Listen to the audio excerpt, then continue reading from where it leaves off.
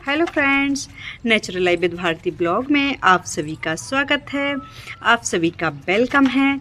और 3-4 दिन से कड़ाके की धूप निकली हुई है और इस धूप का मैंने फ़ायदा उठाते हुए अपने सारे पौधों का की मैंने गुड़ाई कर दी थी। गुड़ाई करने के बाद वो मिट्टी जब सूख गई तो मैंने उसमें सभी पेड़ पौधों को मैंने खाद दे दिया है। और जब हमारी मिट्टी अच्छे से सूख गई, ड्राई हो गई और पेड़ पौधों को धूप भी लग चुकी है, तो फिर मैं आज उन सभी पेड़ पौधों को पानी दे रही हूँ। अच्छे से मैं इनको पानी वगैरह दे दूँगी।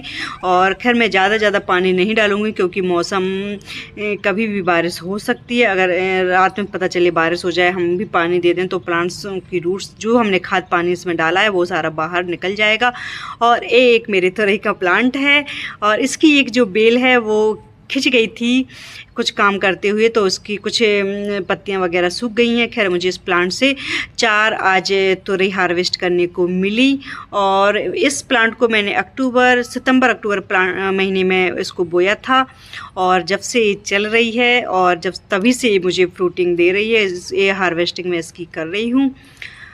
बहुत अच्छा इसका रिजल्ट मुझे मिला है और इसकी तोरई भी बहुत अच्छी है। कई प्लांट्सों की तो कई पौधों में तोरई बहुत छोटी छोटी निकलती है, लेकिन इसकी जो तोरई है उसकी साइज़ वगैरह बहुत अच्छी है, टेस्ट भी बहुत अच्छा है इसका। और मैंने अपने घर में 3-4 लोबिया के प्लांट्स भी लगाए हुए थे और यकीन नहीं होगा आपको, 3-4 प्लांट्स से ही हम 3 लोगों के लिए सब्जी निकल आती है। 5-6 दिन में हमें लोबिया खाने को मिलती रहती है, ऐसे ही 4-5 दिन में हमें तोरई भी खाने को मिलती रहती है। खैर बिना उगाए और जब हमें कोई चीज़ मिल जाए तो उसकी खुशी और दोगुनी हो जाती है। जैसे कि मैंने चच की भाजी को अपने घर में उगाया नहीं था, वो अपने आप से ही मेरे घर में उग गई है। एक बार मैं इसको पहले भी तोड़ चुकी हूँ और आज मैं इसको दूसरी बार तोड़कर अपने बनाने जा रही हूँ उस भाजी को। और इसकी मैंने पहले से प्रिपरेशन नहीं की थी, मेरे माइंड में नहीं था कि मैं आज शाम को इसको बनाऊँ। तो क्योंकि इस सब्जी को बनाने के लिए इसमें चने की दाल का यूज होता है, जिसको हमें पहले से गला कर रखना पड़ता है। और मैंने नहीं गलाया तो मैंने डायरेक्ट पानी में धुलकर इस दाल को डाल दिया था। थोड़ा सा ये टाइम लेगी, लेकिन जब इस अच्छे से गल जाए तभी इसमें हमें भाजी को डालना है। और मैंने दूसरी तरफ तवा पर कुछ ड्राई जो हमारी लाल सूखी मिर्च होती है, रेड चिली है, उसको ले लिया। कुछ हमने ड्राई कोरिएंडर ले लिया और कुछ लहसुन की कलियां भी हमने ले ली। और अपने इस हथियार की मदद से मैंने भाजी को काट लिया है। हमारे यहाँ तो इसको हंसिया बोला जाता है, आपके यहाँ क्या बोला जाता है तो प्लीज़ कमेंट सेक्शन में हमें ज़रूर बताएं। और हमारी दाल बहुत अच्छे से गल चुकी थी तो फिर मैंने इस भाजी को पीस में डाल दिया है। और नमक तो मैंने पहले ही डाल दिया था। और बस इसमें हमें कुछ भी नहीं डालना होता है, इतनी सिंपल रेसिपी है और बनाना भी इसको बहुत इजी होता है। मैंने लाल सूखी मिर्ची को, सूखे धनिया को मैंने भूंजा था, क्योंकि बरसात के मौसम में इनमें क्या होता है, नमी आ जाती है तो ये अच्छे से कूट नहीं पाते हैं। और इनको हमें मिक्सी में नहीं कूटना है, इसको हमें खलबट्टे या सिलबट्टे पे ही इनको हमें कूटना है। हमने इसको अच्छे से कूट काट के, लहसुन को भी अच्छे से कूट काट के इसमें हमें मिला देना है। और हमें कुछ भी नहीं करना है, अच्छे से हमें धीमी आंच पर इसको पकाते रहना है। और बढ़िया अच्छे से ये भाजी हमारी जब पक जाए तो जो इसका टेस्ट है बहुत ही अच्छा लगता है और खाने में भी ये बहुत ही टेस्टी लगती है। बरसात के मौसम में यदि हमने चच की भाजी नहीं खाई तो फिर क्या ही खाया। और हम विलेजर्स की तो ये पहली पसंद होती है बरसात के सीज़न में। और साथ ही साथ मैं अपने बच्चों के लिए ये भुंटा भूंज रही हूँ। और एक अमेरिकन भुंटा है जो खाने में बहुत ही मीठा होता है, बहुत ही टेस्टी होता है। इसके दाने भी बहुत बड़े साइज़ के होते हैं। और मैं इस पर बढ़िया मसाला लगा देती हूँ, काला नमक, नींबू अच्छे से इस पर रगड़ के मैंने लगा दिया है।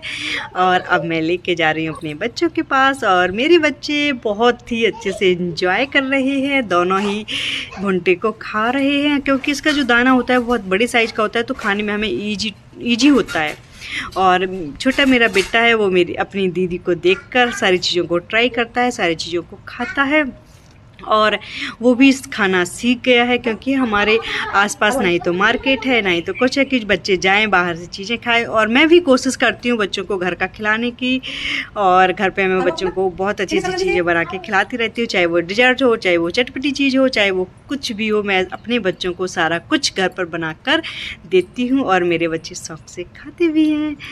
खैर आज मैं अपने बच्चों को बाहर खिलाने के लिए नहीं ले जा पाई। खैर मैं और क्योंकि जब मैं खुद बाहर जाती हूँ तभी मैं अपने बच्चों को बाहर लेके जाती हूँ, क्योंकि इस सीज़न में बहुत ज़्यादा सांप बिच्छू बाबा निकलते रहते हैं तो जिनका मुझे बहुत ज़्यादा डर लगता है। और जब मैं खुद बाहर रहती हूँ तभी मैं अपने बच्चों को बाहर लेके जाती हूँ।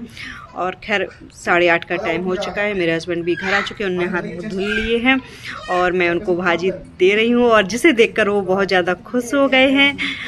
और जो मैं शाम को रोटी बनाती हूँ वो मैं बिना चोपर वाली रोटी बनाती हूँ। सुबह मैं चोपर लगा के रोटियाँ को बनाती हूँ क्योंकि सभी को टिफ़िन में ले जानी होती है, लेकिन शाम के टाइम में बिना चोपर की मैं रोटी बनाती हूँ, जो खाने में बहुत ही ज़्यादा टेस्टी होती है, क्योंकि हमें गरम गरम वो रोटी खानी होती है।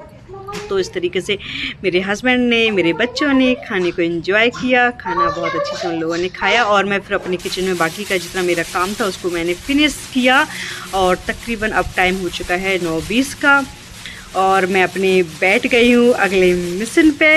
और जो मेरा मिशन है गेहूं को साफ़ करना, क्योंकि बेटे की वजह से मैं दिन में ये काम नहीं कर पाती हूँ, और वो अब नैप भी बहुत कम लेता है, दिन में बहुत कम सोता है। पता चले 15-20 मिनट के लिए सोए और उठ जाए, तो इतनी देर में तो हमारे ये काम होने वाला नहीं है। इस काम को तकरीबन 2-2.5 घंटे लग ही जाते हैं करते करते। और मैंने यहाँ बहुत सारा गेहूँ ले लिया है, मुझे तकरीबन 15 से 20 किलो गेहूँ पिसवाना होता है, मैं इतना ही पिसवाती हूँ। और बरसात के सीज़न में मैं कोशिश करती हूँ कि कम ही गेहूँ को पिसवाएं, क्योंकि कीड़े बहुत जल्दी पड़ जाते हैं। और मैंने अपना सारा गेहूँ वगैरह साफ़ करके इस बोरी में रख दिया है, भर दिया है। और अब मुझे तकरीबन इस काम को करने में 1.5 से 2 घंटे लगे, और मैं बहुत ज़्यादा थक चुकी हूँ। अब काम बहुत ज़्यादा हो गया है, पूरा दिन काम काम काम लगा रहता है। खैर हमें अपनी जो जिम्मेदारियां हैं, अपनी जिम्मेदारियों से भागना नहीं है।